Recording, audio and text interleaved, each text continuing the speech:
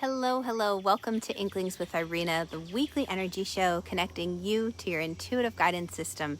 And today I want to talk about an interesting topic, one that sometimes causes discomfort during an empath's decision-making process.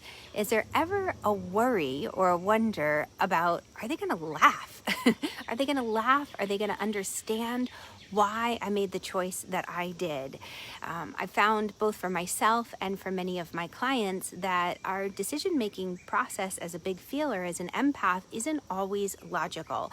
And logical people looking in, who are very much based in reason, might catch us and say, oh my God, why would you do something like that? That's so stupid. You already spent the money, you already did this, just go ahead and complete the task, just finish it.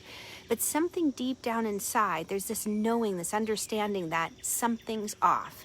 So I want to talk about that today and share some stories with you to help you on your journey.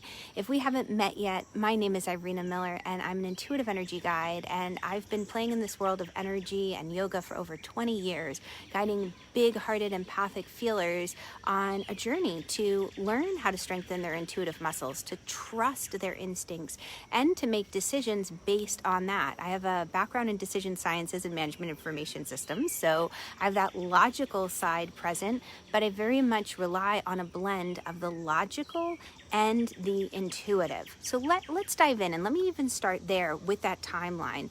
It's not all about being psychic or not psychic, intuitive or not intuitive, or having all the facts in front of you. It's really a blending, and any empath or intuitive is going to become aware over time that it's not an all or nothing experience. It's very linear in the sense of there's a point where we have a certain amount of facts that we gathered, either from life experience, from study, from practicum. We have a certain set of facts that we know. Then there's the other end of the spectrum. We absolutely have no idea whatsoever. It's kind of the space where miracles can occur. Now, in between on that spectrum, we have right down the line from having all the facts, intuition, or those feelings or nudges, like something's kind of off, like those two, they gave each other a look. Something's going on there that I'm not fully aware about and I need to find out more. Or there's that feeling of, don't go to the store right now, wait and go a little bit later.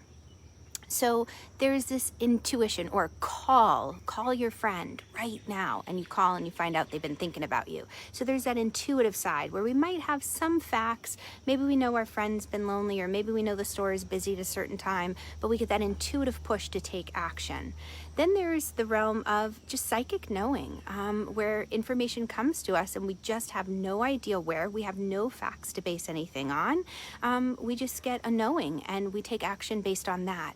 So on the spectrum, what happens from having all the facts to having a feeling or a nudge, an intuitive hit or inkling, to those psychic experiences to just plain old miracles, we're usually operating somewhere kind of like with a mix of all four experiences. Sometimes we'll lean more towards logical, but sometimes it'll just be, wow, I have no idea how I know this, I just know. So I want to share with you some stories of these experiences, because maybe you've had them yourself and you thought, if anybody finds out I ever did this, they're going to think I'm crazy. But I'm here to let you know you're not crazy. There are others out there who have been experiencing this. So for example, if you've ever had that momentary feeling of, I've paid for this hotel room on the road. I've had a client who's experienced this herself.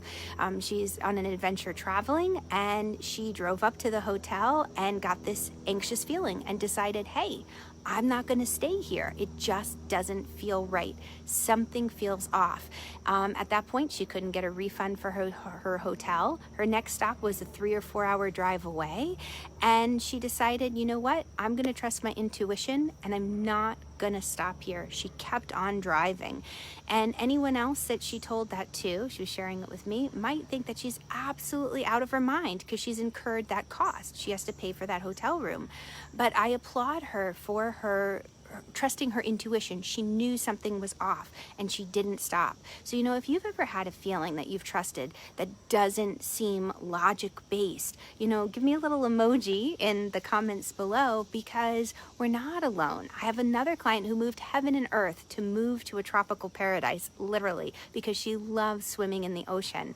And now that she's there is a certain aversion to going in the water. And she's not 100% sure why yet, but there's something that's keeping her from going swimming at this moment in time. But she's trusting that intuitive hit. She's trusting those feelings, and she's taking her time. When the moment is right, when the timing is right, she'll get back into the water. And in these moments where we make decisions based on our feelings, we may not always have the answer to the end of the story come into revelation, or we might. I have another client who got a bad feeling about a doctor, and came into light later on that they were not on the up and up, this particular doctor, when they went for a physical checkup.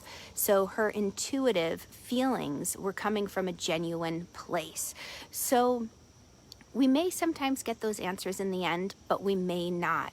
The most important thing is that you cultivate a relationship with your inner guidance system, those intuitive hits, to know, when am I just blowing this out of proportion, and when should I take action? When is this a true intuitive hit that really is somehow me, like my spidey senses, you could call it, picking up on something's off in the air, something's not quite right here, I need to leave, or just a knowing that somebody isn't sharing all of the information with you.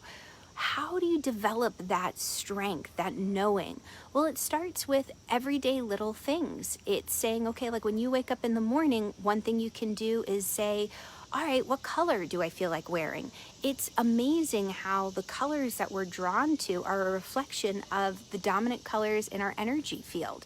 Maybe one day you feel like orange, and that's a real representation of your creativity. You might find you're very creative that day. Or maybe you're drawn to yellow and you realize, I need a boost of courage today, a little pick-me-up to really believe in myself. Or maybe it's green for healing and compassion. But notice in the morning, what color do I feel like? And that's a good way to strengthen your intuition. Another way or methodology is to simply sit in the quiet for about 5 minutes, just listening to your breath. There's no agenda. There's no, I'm going to meditate, or I'm going to do this mantra or this guided meditation. It's no, just simply sit away, unplugged from the noise for about 5 minutes. You can listen to your breath and just simply have that quiet time to feed your spirit.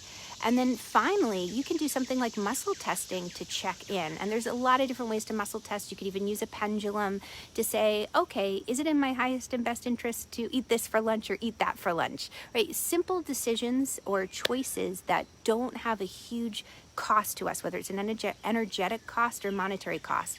We start to realize those little decisions, everyday decisions, when we see that, oh, I chose the color that I felt really good in, or this became fun. My yoga class that I taught years ago, my studio, I had a couple classes where everybody would show up in the same color, or we'd do complementary colors, and it became like a running joke. But I said, okay guys, tune in and see, what color do you feel like wearing today for the class? And inevitably, we all showed up in the same color or in complementary colors. We got very advanced with that. So you get confirmation for your choices, or you get confirmation, should I call my friend now or later? And you can muscle test that. You get that confirmation of, you call your friend and they say, oh my God, how did you know? I so needed to hear from you in this moment. Those everyday practices, which I share in my free Facebook group, in my group program, the Intuitive Energy Adventure, where we meet live every other weekend to do those in-depth energy tune-ups. These are moments where I offer ways to help you strengthen that intuitive muscle. But even if you were to just incorporate the 3 things I mentioned to you now, you're going to find that it makes a lot let me say it this way, you're going to find you have a lot more confidence making these decisions and not beating yourself up for them when you are going on these intuitive hits. It doesn't always have to have logic behind it. Logic is great, facts are great, I'm definitely all about that. That was my degree, that's what I studied in school, but I also know the power of intuition. We can make data say a lot of different things. And there's a lot of intuition when it comes to reading data and facts as well. So thank you for joining me. Please come join the fun over in my free Facebook group and be around a group of people who get that you might choose something based on a color. I always giggle because I like to choose teams based on colors or sometimes cars. But yeah, come join the fun. I would love to have you. Simply click on the link and join the conversation. All right, I'll catch you guys all on the flip side. Mwah. Bye.